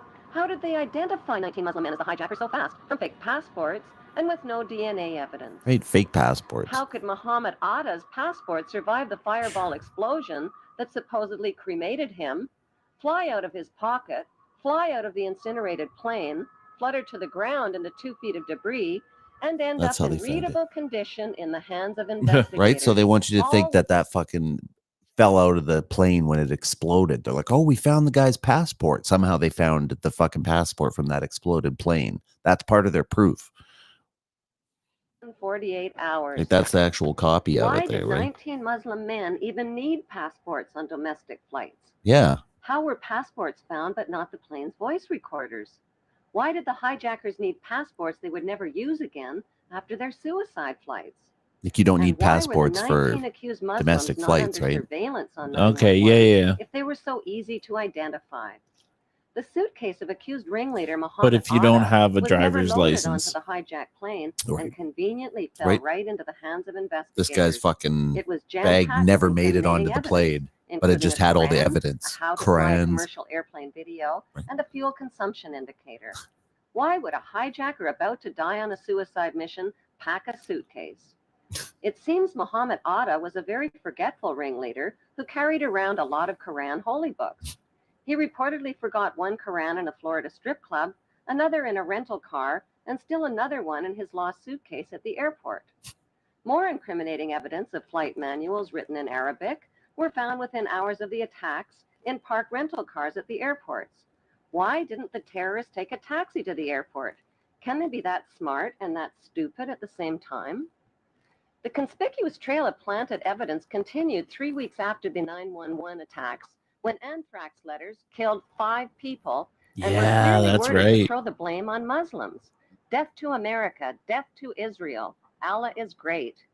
It has since been proven that the anthrax came from Death a to U.S. Army Israel. lab and was never mailed That's- by Muslims. Yeah. Were the That's the 19 first time Muslims- I like clued into that. Right. I don't remember it from the time. No. Because Uh, all they want you to say is, here's a certain people and they're bad, right? You remember there was a big push. They wanted to say, like, these are the bad people. Don't take it out against all Muslims now. Don't be Islamophobic, right? But you can definitely hate this country and those bad evil men in it, right? And like, we got to do what we got to do now, right? Like, that's where it became. You remember American sentiment was like, fucking, I say just fucking nuke them all, right? Yeah. People used to say, I remember people saying that all the time. I don't know why they don't just drop a nuke on those fuckers. We're fucking running in America. Yeah. Yeah. You're like, yeah, well, what about all the kids and stuff, right? And it's like, oh, well, fuck, I guess the dad shouldn't have been a fucking terrorist then, right? Like, Yeah, even Canadians. We're running in to help. There was a kid I knew as a kid. He was super soft, and then I saw in the newspaper he's polishing a bomb in military fatigues. Like, holy shit, that's Chris. What the fuck? Like, I guess he toughened up, you know, just like looks good. like shaved head and just like dead eyes, and he's polishing a bomb with an evil smile. Like, Still with the same face as when he was like 10 years old. Yeah. Wild. Absolutely wild. Fuck, I don't know where I was going with that. So yeah, well, but it does make sense. This is where I was going, was that why I like what this podcast is kind of for is we're the everyday man or person down at ground level. What I understood at the time was, yeah, there's these bad people. We got to go get them. They're hiding within Afghanistan and Iraq. And we need to, because it's a group that goes between country to country. Same like the Viet Cong went into Cambodia and Laos. They needed to kind of go to all. So that's what they need to do there. When they went and gave a giant punch to that group and in those countries, it spawned ISIS. Right. ISIS came out of that, and it was bigger, stronger, and meaner. So they needed to stay in there and just try to deal with ISIS. Right. And ISIS was more widespread, and they are connected with Hamas, who is in the fight in Gaza is real kind of thing. Right. That leads us up to present time. So that's what I understand from this when it says death to Israel. Right. So what would be interesting is what is happening in Israel at this time. What terrorist attacks are they experiencing at the same time? Are they giving 1-2 punches? America, fuck you. Israel, fuck you. At this time, I mean, I'm sure there's always different events where it's like, you know, Palestine is protesting against, you know, inappropriate treatment or whatever, and they do like street marches. Sometimes there's violence, sometimes there's not. And then during those times, what'll happen is like there was I remember one event where basically a sniper was on the roof shooting at like kids in the crowd and stuff like that. And like they were gunning down all these innocent people, and then on the news they cut it so that they were showing the footage of the people firing back at the sniper, and said, oh, these Palestinians were they said Israel had to defend against Palestinian attacks today. They're like, today Israel had to defend against Palestinian attacks, which is true. They did defend against Palestinian attacks, but only after they had started sniping fucking innocent people in this protest, right? Yeah. So it's that kind of shit where, you know, they have the fucking the ear of the media, right? Because the Rothschilds own 80% of the land in Israel. Now we have heard some of that news kind of trickle out of like Palestine did this to Israel. And then it'll kind of like squeak out of the side, like, yeah, but some soldiers were drunk on the way home and decided to like throw bottles at a mosque door. And like they popped out and went, what's going on with this? And then they punched the guy in the face because they're being assholes. And then something erupted from that, as it naturally does. Right. Have you ever seen or heard Noam Chomsky talk about manufactured consent?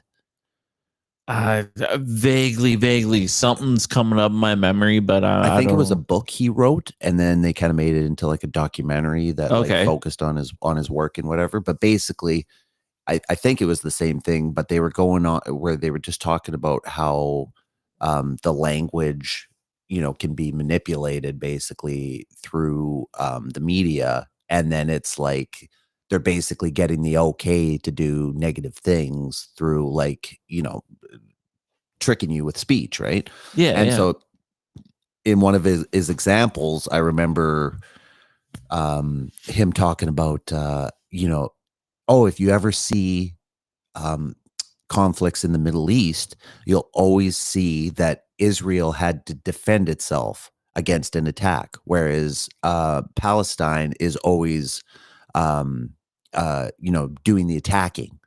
So wherever they say, oh, Palestine attacked a convoy today, or Palestine you know, did this attack or led this attack or whatever, and then when they talk about Israel, they're like, oh, Israel defended against a series of attacks today, you know.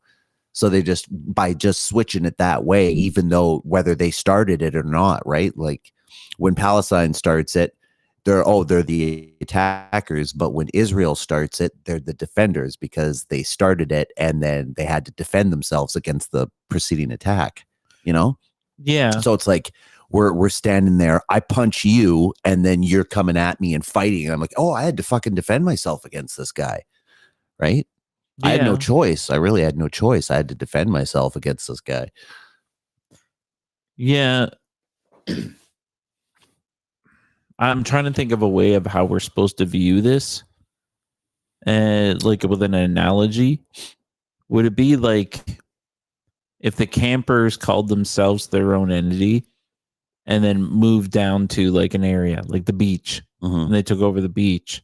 We put a wall up that separated them from us, and then they had their own like little society.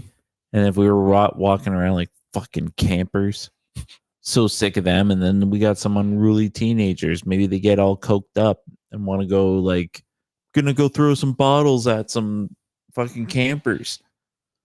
Maybe they do that now. Still a human life. I'm not good with it. Anyways, I totally derailed your video. Sorry. No, that's all right. That's what the whole point is. Kind of sparks some fucking conversation about it, right? Well, the real it all human comes back. opinion. Yeah, I mean, it all ties back. That's the thing, is like you find is like all these different threads. They go back to fucking these main themes of like Israel and fucking, you know, American domination.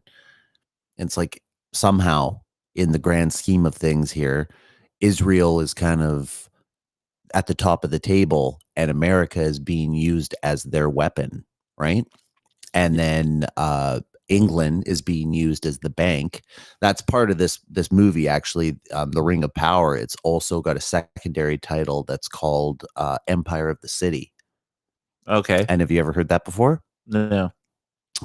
I'll have to play a clip of that. But actually, I'm gonna play a clip of that after. We'll do bites for like every episode and just like complete the whole thing. Like, you know, yeah, do like a half and half. Yeah, I definitely want to play you this clip about the Empire of the City though eventually, because it goes into basically it's how the elite planned this out, and there's 3 points in the entire world that are they're one empire, but they're separated by 3 continents, but they're brought together by 3 obelisks. So there's one in Washington, there's one in Vatican City, and then there's one in London. And London is the financial center where all the banks are. Yeah. And then Vatican is the spiritual center, and then America is the military center. Okay. So between the 3, they call themselves the Empire of the City. Oh, yeah, that makes sense. Yeah. Anyway, she gets into that later here, but I just want to play this bit and then another bit, and this all focuses on 9/11, and then she goes into like, I think she goes into Jesus and the original history after that, and we can save that for next time. Set up as patsies and framed? If so, who set them up? Right after the attacks, CNN deceptively and repeatedly showed an airport security video of Mohammed Atta. CNN neglected to tell viewers that the video showed Mohammed Atta boarding a plane at Portland, Maine, not the hijacked plane. There are no airport security videos of any of the 19 accused Muslims boarding any of the hijacked planes. That's weird. Right after the 9/11 attacks, CNN reported that the U.S. government had a tape recording of Osama bin Laden telling his mother that something big was about to happen and that she wouldn't be seeing him for a while. CNN later acknowledged that the report was false. Osama bin Going Laden on tour. Just a side note, there's a side conspiracy here that Osama bin Laden is actually what's his name? Fucking Barack Obama. Related to him? No, they're the same person. That Osama was actually, which I'm pretty sure is true, that he was a CIA asset, and he had a name in the CIA, like when they were listing him for secret projects and stuff. His name was Tim Osmond. Whoa. And they've got pictures of him where he's like you see here, he's got his beard and everything, but in the pictures he's like 100% clean cut and he's just wearing a suit, and in it then he looks exactly like fucking Obama.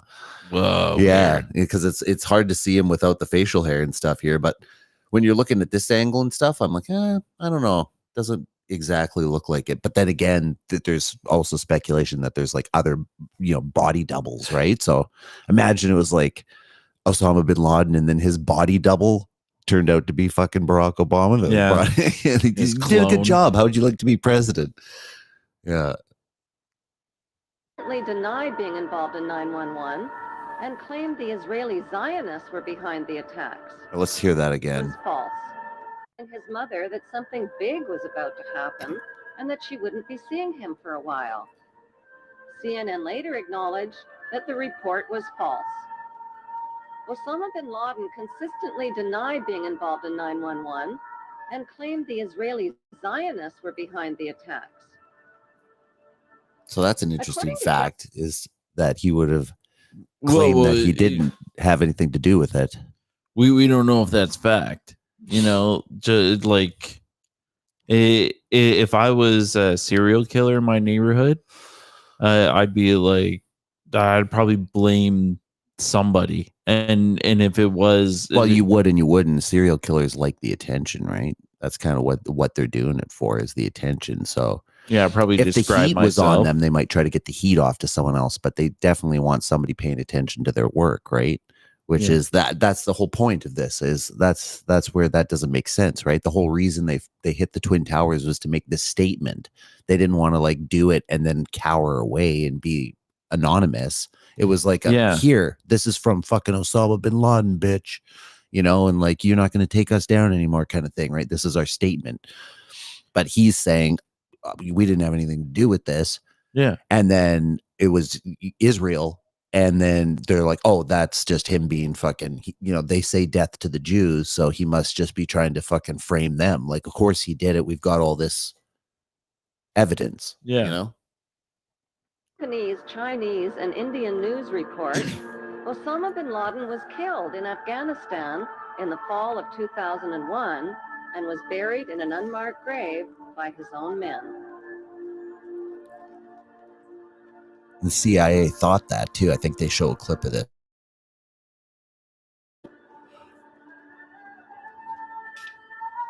Yeah. With that? I believe he's dead. Really? I'm 98% positive that we killed him in December of 2001 during the Tor War campaign.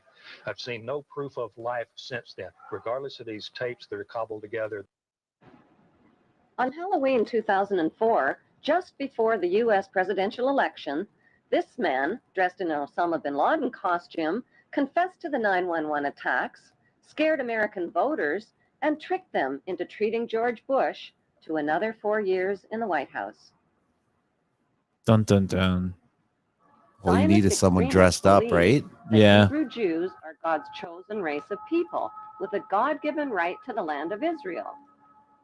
The Muslim world and millions of Europeans, including Germany's former Minister of Technology, Andreas von Bülow, believe that Zionist extremists staged the 9/11 attacks on America to ignite the war on terrorism. That war has targeted Israel's Muslim enemies and is being fought and paid for with the blood, the lives, and the tax dollars of terrorized American citizens.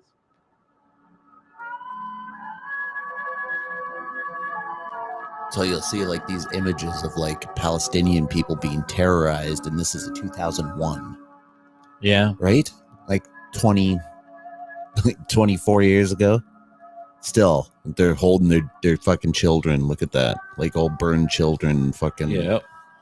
Yep, that happens. And then they're like, oh, geez, why are they attacking us all the time? Half the world believes that 9/11 was a conspiracy carried out by Islamic Muslim extremists with financing from Muslim charities. The other half believes it was a conspiracy carried out by Jewish Zionists with financing from Jewish charities. Is there any evidence to support that belief? Since 9/11, FBI Director Mueller, BBC News, There's and Mueller. ABC have confirmed Oh, I thought that was 7 John of the Kerry. 19 Muslims whose mugshots were flashed around the world did not die in the 9/11 crashes. Yeah, a bunch of these guys They are still alive. and well, and are victims of identity theft. An 8th accused Muslim died 1 year before the 9/11 hijackings even occurred. Who stole their identities, and why isn't the FBI looking for them? If the hijackers really were Muslims, why would they steal the identities of fellow Muslims and implicate them? Wouldn't they be more likely to steal Israeli identities and put the blame on Israelis? Well, If the hijackers were Israelis, wouldn't they be likely to steal the identities of Muslims and put the blame on Muslims? Even though no one has been officially charged or convicted of the 9/11 hijackings, CNN and the 5 Western media monopolies have exclusively sold the American people on a Muslim conspiracy. Unfortunately, the only eyewitnesses capable of positively identifying the hijackers died on board the hijacked planes.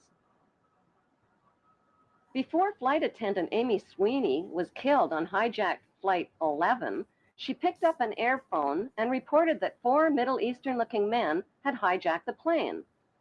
The fact is that Israeli men are Middle Eastern men who just happen to be Middle Eastern looking. The voice of Yeah, the we hijacker are heard from the racist hijacked enough plane's to voice just be recorder like, reveals that the accent of the hijacker Yeah, like you said, like matches an Israeli Hebrew the Indian accent. guy that was like played by an Italian guy, right? looks like, so I might as well believe. The next transmission comes seconds later.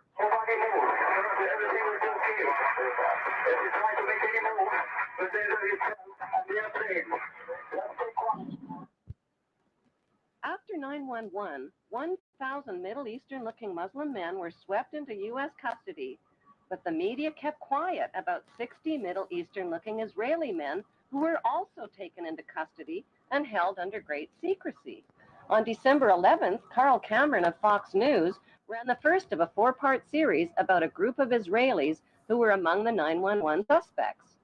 These detained Israelis failed polygraph tests about their surveillance activities against the U.S. and were caught videotaping the 9/11 attacks from different angles. Fox News also reported that the evidence linking these Israelis to 9/11 was classified, but a leaked 61-page report from the U.S. government's Drug Enforcement Agency revealed that another 120 Israelis posing as artists were also rounded up Posing right as after artists. 9/11. That's an important part. Carrying counterfeit visas and green cards, the Israelis admitted that they served in the Israeli army in explosives, electronic, and military intelligence units. Did Middle Eastern-looking Israelis who were detained as suspects after 9/11 steal the identities of the accused Muslims? The leaked DEA report revealed that Israelis with Israeli military backgrounds had posed as artists and lived on Sheridan Street in Hollywood, Florida, just down the street from Mohammed Atta and 3 other accused Muslims. Fancy that. On August 18th, 1 month before the 9/11 attacks, a New York Times article by reporter Sheila K. Dewan described a group of 4 foreign artists who smuggled their way into the World Trade Center just months before 9/11. The artists occupied studio space free of charge on the 91st floor with 14 other artists. Snuck and claimed to be in and writing just- a book called The Bee Thing. We're on the They 91st floor also for claimed weeks. that they constructed a temporary balcony on the 91st floor as a prank. Somehow, these so-called artist pranksters escaped the attention of the World Trade Center's heavy security companies. George W. Bush's brother, Marvin Bush, just happened to be the director of Securicom, which provided electronic security for the World Trade Center. By some mysterious Pretty coincidence, handy, hey? Marvin Yeah. Bush's company also provided electronic security for 911's United Airlines and 911's Dulles Airport. So what were 18 foreign artists His really cousin doing living Marvin. free of charge in one of the world's most expensive rental spaces? Many top engineering and 18 demolition people experts believe staying in that the that Twin place. Towers were rigged with explosives, which caused the buildings to implode vertically in a typical controlled demolition. Well, they're The insinuating reason that the collapsing buildings looked like the a controlled band demolition, or say the experts, art group, they're the ones that rigged the charges. Yeah. Well, there was 18 people that were confirmed to be somehow on the 91st floor, like secretly. They're like, oh, after the event, somehow they're like, oh, by the way, we were a group of artists that were living up there. You know, I wonder if we could count the floors from the bottom to the top. Was it the 91st floor that caught the first plane? Or the second plane? yeah. I don't, they would have been long gone by then. Hmm? Oh, or you mean like where the first explosion would have been? Or Yeah. Yeah, Did they set it up for that exact room? maybe. I'm thinking they would have needed a basis of operation, right? Like if someone could sneak you into the building, then, you know, you get your own elevator or however you were getting up there, and you would take all your explosives and everything up and keep them in your hidden office. And as long as no one ever went up there, you guys would be good. Yeah. If someone secretly went up there, it'd be like, why is there a bunch of fucking boxes marked C4 up here? Yeah. Right? is because they were a controlled demolition. Photos and video recordings confirm that explosions occurred at the base of the 2 towers as well as in Building 7 before they fell. On September 24th, firefighter Louis Caccioli told People Weekly point blank, "We..." Oh, yeah. I remember that. He was like, we think that they were explosions. On September 24th, firefighter Louis Caccioli told People Weekly point blank, "We think there were bombs set in the building." That claim was echoed by many witnesses and by firefighters who heard the explosions just before Tower 1, Tower 2, and Building 7 collapsed. The steel-supported twin towers were built to withstand the impact of a passenger jetliner, yet the official explanation for their collapse is that the burning jet fuel heated the steel support beams and caused them to buckle. Expert independent investigators insist that it's impossible for jet fuel burning in oxygen to melt steel, and that most of the jet fuel burned up outside the buildings in clearly visible fireballs. After the crashes, the white smoke turned black, indicating cooling temperatures, not rising temperatures as reported. Why did a company called Controlled Demolition quickly haul away, melt down, and dispose of 499,850 pieces of structural steel that could have proved the temperature the steel had reached and the use of explosives? Yeah, I remember that being a big thing. Why did Tower 2 that was hit last fall first, 53 minutes after being struck, whereas Tower 1 fell 1 hour and 28 minutes after being struck? An even bigger mystery is why Building 7, owned by Larry Silverstein, collapsed much later on in the afternoon, even though it had never even been hit. Yeah, If I these do three remember World that Trade too. Center buildings were rigged with explosives, when could the explosives have been installed, and who controlled access to the building? He owned those 30-year-old 3 World Trade buildings, Center but has his always been insurance needed publicly all owned and 3 managed by buildings the to New go down York, to New collect. Jersey Port Authority. Right. That is until a Jewish businessman named Louis Eisenberg became the chairman. Eisenberg is an active leader in Jewish Zionist organizations. He personally oversaw negotiations that put the publicly owned World Trade Center into private hands. Those private hands belonged to 2 Jewish pro-Zionist billionaires named Larry Silverstein and Frank Lowy, even though their bid was lower than other bids. Lowy served as a commando in the Israeli army, and Silverstein just happens to be the former chairman of the United Jewish Israel Appeal. With Eisenberg's help, they landed the 99-year lease worth $8 billion for half price at $3.5 billion. During the moving renovations, That's all, and a security 3.5 changeovers, billion. explosives 3.5 billion, but I think he only had to put 1% down or something. So I think he only put $5 million down. Yeah. And then the towers got knocked down like 2 months later or something like that. And he got to collect on the full insurance, and he wanted to collect on 2 insurances because he claimed it was 2 separate attacks as opposed to 1. So he wanted to collect like $3 billion or whatever. Yeah. You know, still got it. Yeah. And then I think that collapsed the insurance have companies that were. easily been installed in the buildings without detection. George W.'s brother, Marvin Bush, was not only the director of the World Trade Center's electronic security company, he was also the director of the World Trade Center's casualty insurance company called Houston Casualty. That company terminated their insurance coverage for the World Trade Center before 9/11, right in the nick of time. Another suspicious No company way. occupied the 16th and 17th floors of the North Tower. That company, called Zim Israeli American Shipping, suddenly broke their lease, paid a $50,000 penalty, and moved out of the World Trade Center only weeks before 9/11. Zim Israeli American Shipping is owned by Zim Israel Navigation, which just happens to be owned by the government of Israel. If the new owners, Silverstein and Lowy, knew about the 9/11 attacks in advance, why did they buy a 99-year lease to the doomed buildings? Because they could do the simple math. Silverstein bought the $3.5 billion World Trade Center with only a $15 million down payment, which amounts to 0.01% of the total. He took out maximum terrorist insurance coverage only 6 weeks before the attacks. 6 weeks. The Fucking demolition of the World shit. Trade Center buildings on 9/11 eliminated Silverstein's cost for an $800 million facelift to update the aging 30-year-old He would have building. had to do a bunch of work on it. As soon as the spanking new World Trade Center is finally built and expanded to over 11 million square feet of rental space, Silverstein stands to pocket billions of dollars per month. In the meantime, U.S. taxpayers are covering Silverstein's so-called losses. Then there's the big payouts from insurance policies with mega-terrorism insurance, which Silverstein took out just weeks before 9/11.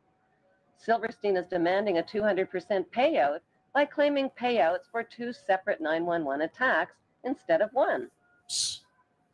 Silverstein's insurance companies, called Swiss Re and Munich Re, are the same companies under investigation for advanced knowledge of 9/11 and for profiting from 9/11 on the stock market. If Silverstein's Same insurance companies. knew in Yeah. advance about the attacks, why would they insure doomed buildings? Were these giant insurance companies handpicked to keep a lid on their insurance investigation findings and to ignore the evidence of 9/11 cover-ups?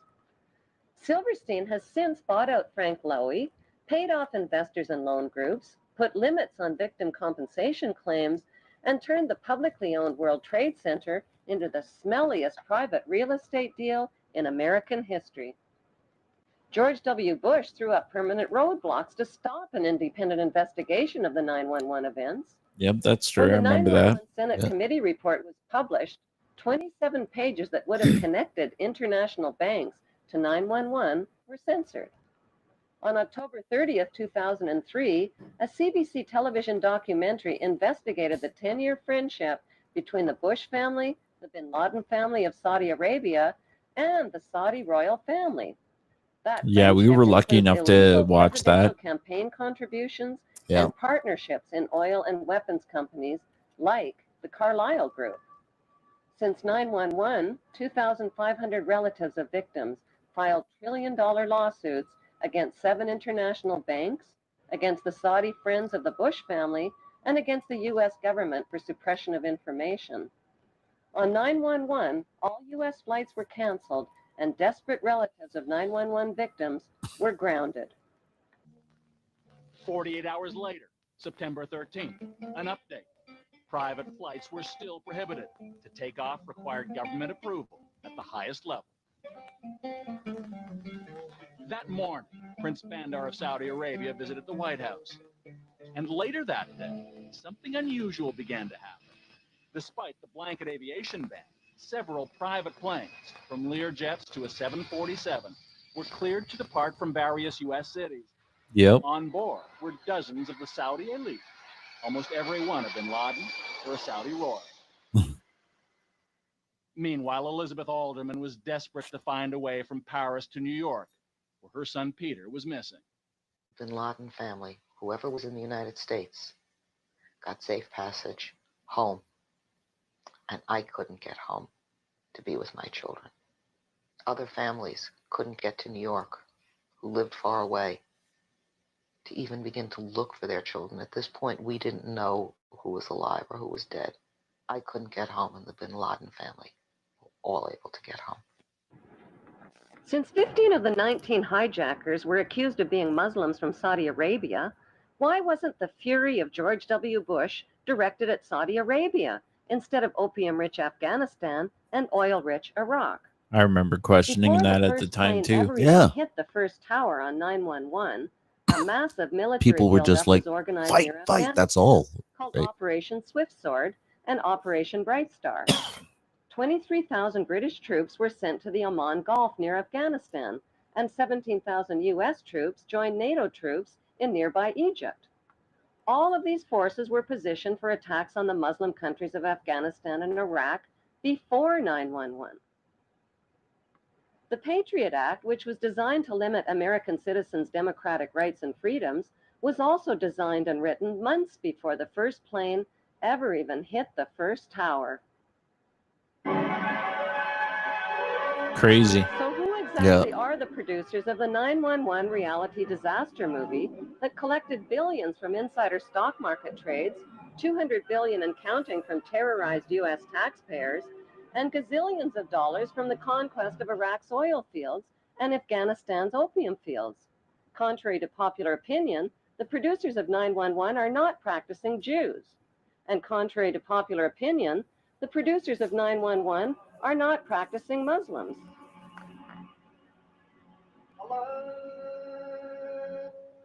They are a secret network of international pirates who identify with no nation, no national flag, and no established religion. Their flag is the skull and crossbones, and their god, G-O-D, spells gold, oil, and drugs. Yeah, I believe that. It is important to understand the difference between the term Jews, Hebrews, and Zionists. To be continued. Yeah. Yeah. All right. We'll Well, we bookmark can that. Yeah, we can start that next week. The difference between Jews and Zionists and Hebrews. Now, I heard a really good point around this. The problem is they're so quick to we're all so quick to jump on, like, can't say anything bad, right? But at the exact same time, if we don't talk at all, we don't talk about any of the problems, and that feels wrong. Right. Like, we should be able to speak freely, like, hey, you know what? You are kind of a little heavy-handed on the people there, and you're bombing children, and like, without having it to resort back to oh, well, what would you just have us do? Nothing? You know, we're being attacked. Can we help you find a better way? You know, how about throwing that out there? Yeah, I think that is where Trump was kind of talking about. He was like, oh, we should be taking this over, and a lot of people were kind of upset about that. And I was like, that kind of almost makes sense, though. Yep. You know, to like let them take over and like have some actual responsibility, because like I think we talked about it before, but I mean, there's tons of other ways they could have handled these situations. You know, like they thought Hamas was under that hospital and they had to bomb it, when they could have, like, you know, flooded the tunnels or, you know, gassed the tunnels. And then, you know, it's the same situation as like, oh, well, we didn't want to hurt our people. Well, like, you bombed the hospital. They could have been in there. There's plenty of reports that like they killed some hostages with some of the terrorists that they've been attacking. Right. But they want to say that, oh, they were dead already. Like, oh, you know, we found the bodies, but don't worry, they were already dead. And luckily we killed the terrorists too. You know? Yeah. That's how they're playing it. And from my understanding, you know, we keep hearing a lot of like, oh, the people, you know, from the pro-Palestinian kind of angle, people are like, oh, you know, everyone in Israel is protesting, you know, Netanyahu. They, you know, the streets are full of people who are like, they want him to resign. And from what I understand, that's true. They want him to resign, but it's because they think that he's soft. They're like, you need a harder stance. You need to be attacking more. You need to be killing more people. You need to, you know. And so when people are like, oh yeah, see, people are upset. It's like, it's not well, the reason you think so, you know? Yeah. There are upset people over the, like, yo, you keep on like swinging around that you got all this technology and you're so tough, but like you're taking a pretty like weak approach to it. Carpet bombing. Yeah. Like, carpet bombing fucking sucks, bro. Yeah. And that was, you know, a big tactic in World War II, you know, that Churchill kind of fucking, I think he invented it pretty much. Well, that was a completely different situation too. Well, yeah, it was and it wasn't. You just imagine Hamas, but an entire country of Hamas, basically. What you would consider Hamas anyways. And, you know, they would just go through and it was called indiscriminate bombing. That's what they called it originally. And so Churchill would say, okay, it's, you know, the policy that we will fucking attack places that we wouldn't before. We'll hit hospitals. But when you see them coming out to fucking, you know, help all the people and there's ambulances there, that's when you go in for a second strike, and then you take out their ambulances. And, you know, like, we have to get their infrastructure. Like, they can't have ambulances because then they can, you know, they can help their people, their soldiers and stuff. But if we get rid of all their ambulances and all their doctors, they can't fix any of the soldiers up, right? Yeah. Like it makes sense in a demented, state of war mind. Yeah, same with Afghanistan and Iraq. Like when when US went in there, like first thing you hit is all the water treatment plants. Yeah. Okay, now Infrastructure. Yeah, all roads and that's part of the World War II narrative too, right? I mean, when they did that, they carpet bombed everything. They destroyed all the fucking roads and everything that got food around to distributing to everybody, and all the concentration camps that were there housing all these people. All of a sudden, they started starving. Mhm. They had no way to get food to these people, and when they did try to get it there, they would get it bombed and whatever. And then people would, try to parse it out and whatever. But, you can imagine like there'd be all kinds of fights and riots and there was food riots all the time. Fucking sucks. It's a wild world, my man. Yeah. Yeah, we are pretty late. Yeah. Yeah. Yeah. We managed to pull it into the depths of the evening here. Yep. All right. Well, let's call it there and resume next week on our 9/11 series. Yeah, well, I think that's the end of the 9/11 clip. I think now it moves into the shadow cabal, and it kind of goes into the history of the Committee of 300 and all those groups and who's kind of at the helm. Oh, and deep into the Rothschilds and then their connection with the royal family. And yeah. It's a great documentary. I was trying to find this particular setup here that had all these clips because it breaks it down in I think it's 29 parts of 10 minutes each or something. So yeah. Might explain some. All right. Okay. Well, thank you all for coming by, and we'll catch you next time. All right. Catch you guys next time on the Conspiracy Wars. Bye.